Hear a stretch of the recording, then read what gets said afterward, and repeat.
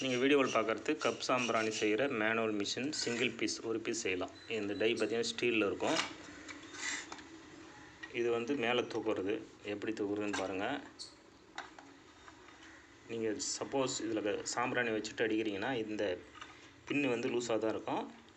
பின்னுக்கு நேராக அப்படி தள்ளிட்டிங்கன்னா அப்படியே தூக்கும்போது பாருங்கள் பின்னு வெளியே வரும். இந்த முறையில் தான் சாம்பிராணி வெளியே தள்ளும்.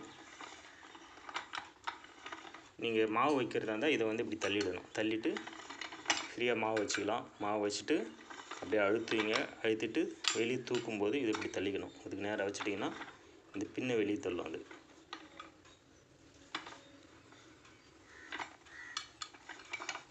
மாதிரி பின்னு வெளியே வரும்.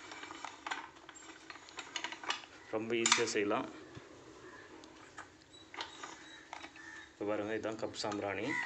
அதில் செஞ்ச சாம்பிராணி தான். இப்போ எப்படி தூக்குது பாருங்கள். கீழே பின்னு நம்ம கைப்பிடி இப்படி சுற்றும் போது தானாக மேலே ஏறும். இது மாதிரி பீஸ் வெளியே வந்துடும். நீங்கள் அப்படியே எடுத்து காய வச்சுக்கலாம். மறுபடியும் மாவு வைக்கணுன்னாங்க இது இப்படி தள்ளிட்டிங்கன்னா ஓப்பன் ஆகிடும். நீங்கள் மாவு போட்டுக்கலாம். மறுபடியும் அழுத்தலாம். மேலே பீஸு தூக்கும்போது இப்படி தள்ளிக்குங்க.